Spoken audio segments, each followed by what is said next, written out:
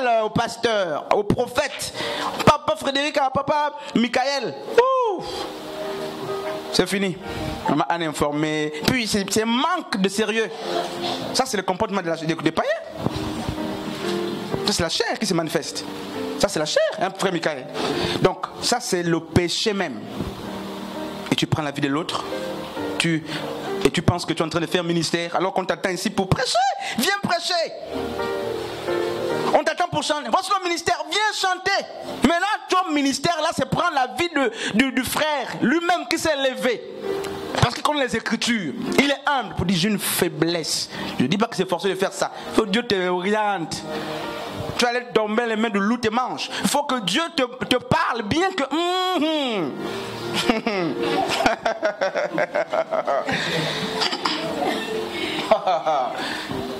Hein, frère? Si tu te lèves là après la prédication pour dire bon, viens, je te dis mes problèmes, c'est pas ce que je dis. Tu vas avoir les problèmes toi-même, toi seul. On va te mettre une pancarte, on a sœur Jessica. C'est fini, tu viens ici, tout le monde te regarde seulement comme tu es. Le regard là change depuis un temps, qu'est-ce qui se passe? Tout le monde est informé. Donc tu viens là, tout le monde est informé. Je n'ai pas dit qu'il faut aller parler aux gens. Je dis, même s'il faut aller, il faut que Dieu te convainc. S'il te convainc là, il te montrera les gens, les personnes qui peuvent t'aider. Pas des gens qui vont prendre. Il est mieux pour vous de garder votre problème, d'en souffrir, de parler à Dieu plutôt que d'aller confier ça à un frère qui est renard, un griffe. Il te mange, un loup. Il te fait des problèmes, il te raconte ça partout. Et les gens sont mieux informés que toi. Et quand tu marches, tout le monde connaît que le frère, voici la sœur Joss, veut prendre le mari de la sœur qui est à l'église ou le frère de Mitina, il y a des problèmes. Tout le monde est informé. Ou elle a pris, supposons qu'elle a déjà pris le mari de l'autre. Ça là. Et quand vous faites ça, vous pensez que vous faites ministère? C'est quel ministère? Le ministère de quoi? Du mensonge, tout ça, n'est-ce pas? Donc, frères et sœurs, c'est nous là qui sommes à l'origine de la chute des autres. Ils ne peuvent plus se confier.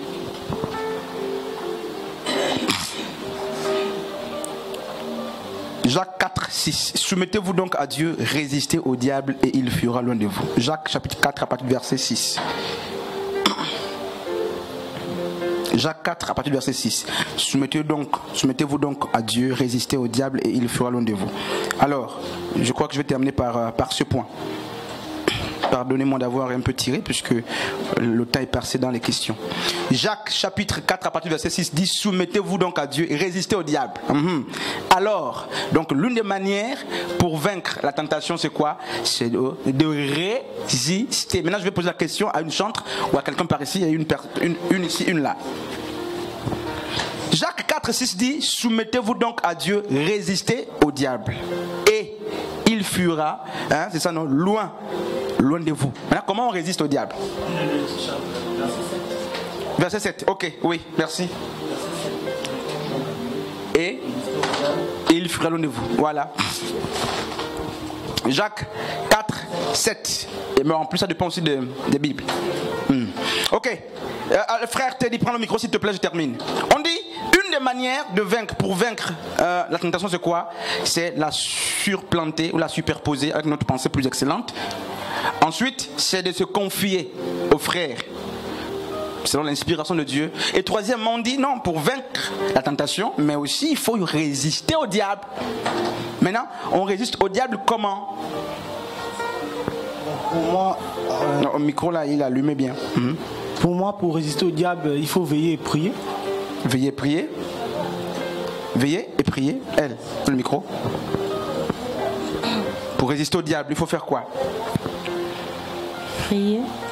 Prier, non, il a déjà dit prier. Il y a autre chose. Toi-même, tu résistes comment? En priant. Donc tu ne pries, tu pries seulement. Donne-lui le micro. Sœur Sharon, tu résistes comment? Depuis que tu résistes? En pensant à autre chose. Éteins. En pensant à autre chose, donne-moi les arguments d'en haut, n'est-ce pas? Regardez ce que la Bible dit dans Ephésiens 6, 17. Prenez aussi, vous connaissez les armes spirituelles, non? Oui. Mais regardez, frères et sœurs, les armes spirituelles. Je crois que je vais terminer par là. Les armes spirituelles dans les églises qui aiment le combat, ce sont des armes qui sont prises pour combattre.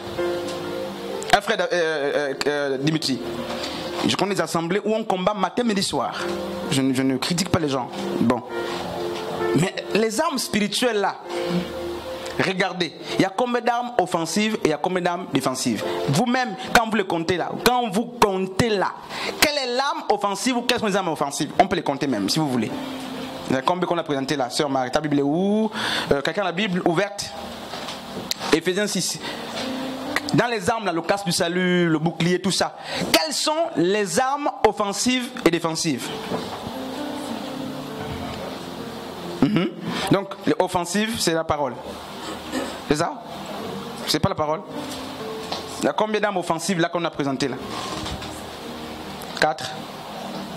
Vous n'êtes pas la page Éphésiens 6. Il faut commencer au verset 15, 16. Quelqu'un peut nous lire ça et puis on va travailler ensemble. Il y a combien d'armes offensives, défensives et offensives? Combien il n'y a pas? Mais c'est facile à compter. Je n'ai pas la page, le micro à la personne qui a la page. Pardon. Ils ont dit que, n'est-ce pas, pour résister au diable, il faut être, n'est-ce pas, muni des armes spirituelles. Maintenant, je demande, c'est lesquelles? On les cite. Et dans ces armes spirituelles, quelles sont les armes offensives et quelles sont les armes défensives? Pardon. Ça, c'est l'église, vraiment, ça nous aide à voir certaines choses. Donc, Maman Cézanne a dit la parole.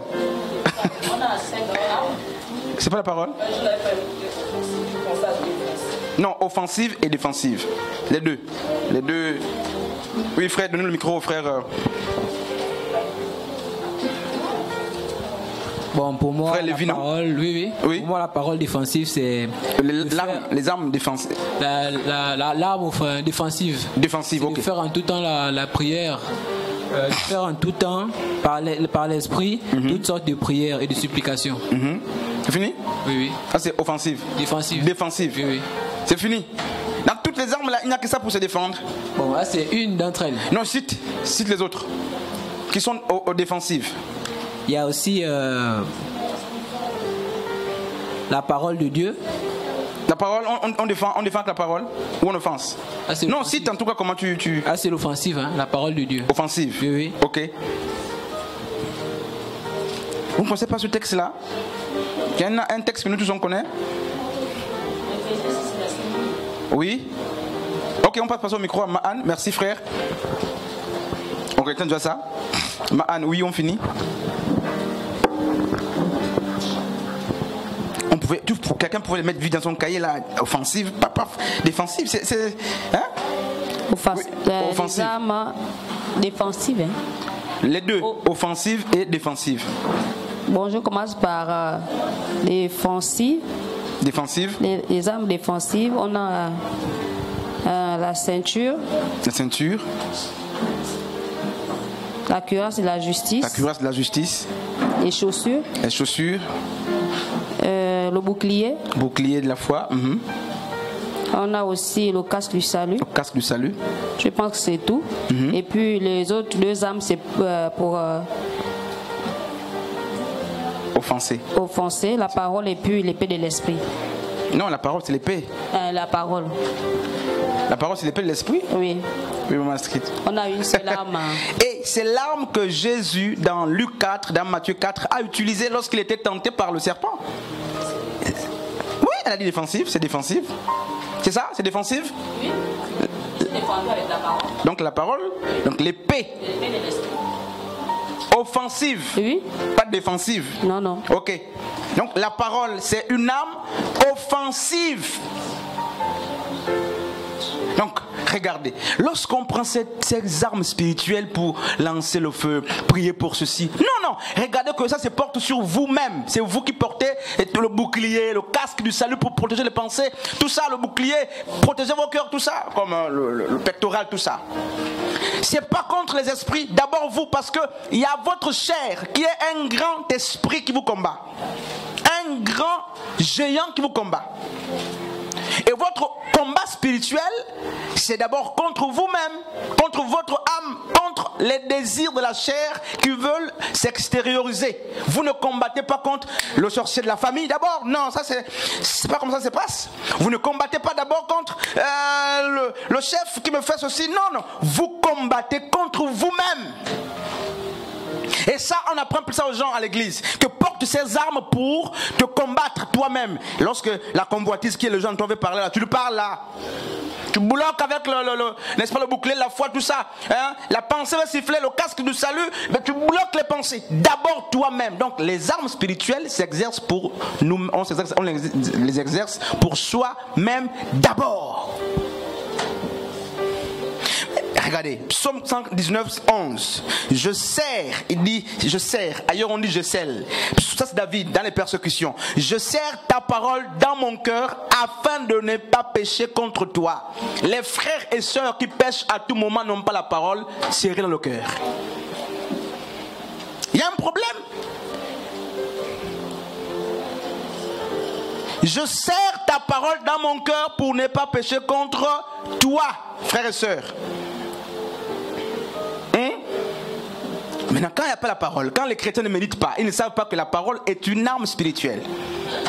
Vous chantez beaucoup, vous prêchez beaucoup, vous faites tout beaucoup, vous jeûnez beaucoup. Mais la parole, vous ne méditez pas. Alors qu'on vous dit, c'est une arme excellente, pratiquement la seule ici, pour offenser l'ennemi. Et c'est l'arme que David est en train de nous présenter. Matthieu 4, Luc 4 nous présente que Jésus a pris la même arme pour dire à Satan, il est écrit Satan, il est écrit Satan, il est écrit Satan. Mais les chrétiens ne lisent plus, mais ils font le combat spirituel. Donc, celui qui ne lit pas, ou qui n'a pas la parole, mais qui combat, il passe le temps à défendre. Il est seulement comme ça, on lance. Non, il est même. C'est-à-dire que c'est comme s'il n'a pas de main. Il n'a rien de main, non, il est là, on lance, il bloque comme ça. Ça, c'est quel bagarre quand tu les fais bloquer. Tu bloques. Tu bloques seulement comme ça, tu bloques, parce qu'il n'y a pas la parole. Tu rappelles quoi à Satan quand les pensées t'animent là? Tu rappelles quelle parole? Non, c'est pas sérieux, c'est pas bien qu'une église ne médite pas. Qu'un chrétien ne médite pas parce que c'est l'arme. Oui frère, tu as pas la parole, donne le micro. C'est l'arme qu'on utilise pour offenser. Je crois qu'on va finir par là. Oui, tu voulais parler? C'est juste pour Richard. Il dit dans la Bible que ce livre de la loi ne s'éloigne point de ta bouche. Mais le jour et nuit, afin que tu réussisses dans tout ce que tu entreprends. Ça c'est Josué. Oui frère.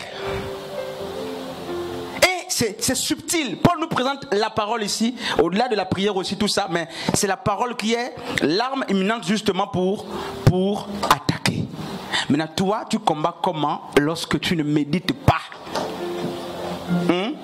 Regarde ce que Dieu me dit de faire. Quelqu'un veut venir là, quelqu'un vient. Un jeune. Regardez un problème. Un jeune vient. Il n'y a pas un piège, je veux finir. Un jeune vient. Oh. Ici, là, l'extrait est bien, frère. Un jeune peut venir, pardon. Regardez ce que Dieu me souffle à l'oreille. Là. Un jeune. Frère Dimitri, tu viens? Oh, moi, je veux...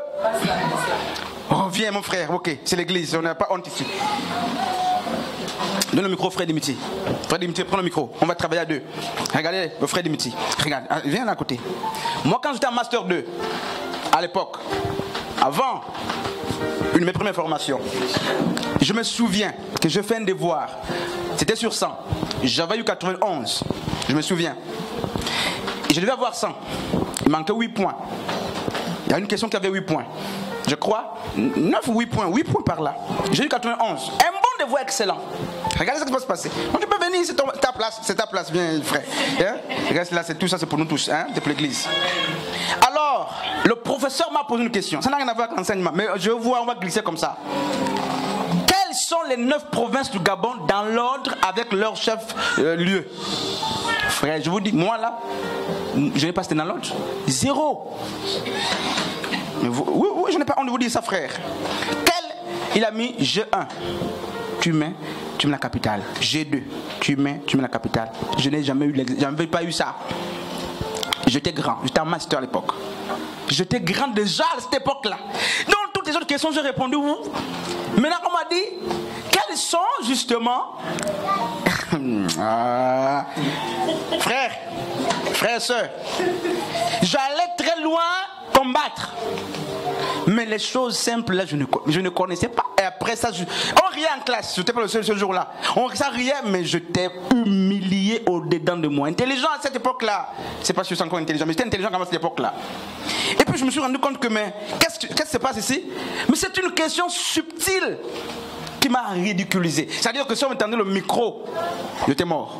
Le monde entier ou les frères disaient, oh, vous avez vu? Tu ne connais pas? Maintenant, est-ce que toi tu connais 9 provinces dans l'autre? Non, si tu ne connais pas, tu pars directement. Voilà. Est-ce que tu connais 2-3 versets dans la Bible? En tête? 3 versets. 3, 2. C'est que tu as mémorisé ça dans ton âme, dans ton esprit. Tu es capable, nuit et jour, même dans la tombe, tu es capable de dire à Satan, je te rappelle ceci. Est-ce que tu connais 2-3? Ok, bon, merci. On peut acclamer le frère. On va recevoir quelqu'un d'autre. Vous allez voir que c'est très important. Merci frère, c'est mon frère. On va se voir à la fin. C'est mon frère Dimitri là. J'ai un grand frère qui s'appelle aussi Dimitri, qui est pasteur. Regardez. Viens. Viens. Tu peux pas? Vous avez vu, non? Voilà le problème. Mais le matin, je dis que chacun donne sa Bible aux frères qui viennent d'arriver, mais les autres ont leur Bible. Ils ont leur Bible. Regardez. Regarde la Bible. Donne-moi ta Bible là. Tu as mis ça en bas. Je vois la Bible. Non. Elle a une Bible avec elle. C'est peut-être 6 000, 5 000. En tout cas, on a dépensé pour ça. Elle a une Bible avec elle. Regardez. Tiens, sœur Sharon. Non, c'est pas pour humilier qui que ce soit. Hein. Je te dis que je ne connaissais pas 9 provinces à master. Je te dis ça. Et après ça, je vous disais, je suis rentré. Les gens riaient, mais j'avais honte, homme de Dieu. Je dis, ça c'est quoi ça? J'avais négligé. J'ai mis G1, G2. J'ai bien G1, G2, j'ai eu ça. Le reste, là, j'ai mis à gauche, à droite. Je mets le Wellington au milieu, donc c'était la poubelle. Et le professeur a dit, personne ne laisse la place là vide. Remplissez. Une des grands. Maintenant, tu peux me donner. Viens, je vais terminer. Viens, je vais terminer. Quelqu'un d'autre va venir. Viens vite, je vais terminer. Viens là. Chante. Regardez ce qui se passe. Je scelle ta parole dans mon cœur pour ne pas pécher contre toi. Viens là, s'il te plaît. C'est l'extrait là, tu as besoin de monter pour chanter. Viens. Regarde. Le premier verset de la Bible, c'est quoi? Non, regarde là-bas, non. Tu as peur de quoi? Tu es ma petite soeur. Hein? Genèse 1 dit quoi? Car Dieu a tant aimé le monde. C'est Jean 3,16. Tu as vu, non? Mais assieds-toi vite. On a 9 provinces par. Voilà. Vous avez vu les désirs de la chair, frère? Hein, frère Lévi? C'est subtil, non? C'est subtil. C'est sa propre Bible. C'est une grande chanteuse. D'ailleurs, elle est appelée pour elle. J'aime quand elle chante même. Déjà autant, elle chante très bien. Mais dans sa main ce matin, il y a la Bible. Elle a ça depuis quand? Combien de mois? S'il te plaît, je vais finir. Tu as ça depuis quand? Mais pour toi, tu sais où? Non, depuis longtemps, normalement. Mais je dis, viens, Josh. Viens. Regardez. Je scelle ta parole dans mon cœur pour ne pas pécher contre toi, Seigneur. Je scelle ta parole dans mon cœur. Dis-moi. 9 provinces par ordre. Voilà, non. Vous avez vu, non? Ah, c'est le Gabon. Maintenant, dans la Bible, là, le premier verset dit quoi? Dans ta Bible. C'est pas ta Bible. Bon, prends-moi ta Bible. C'est pas la même Bible. Assieds-toi. Regarde, frère, ça.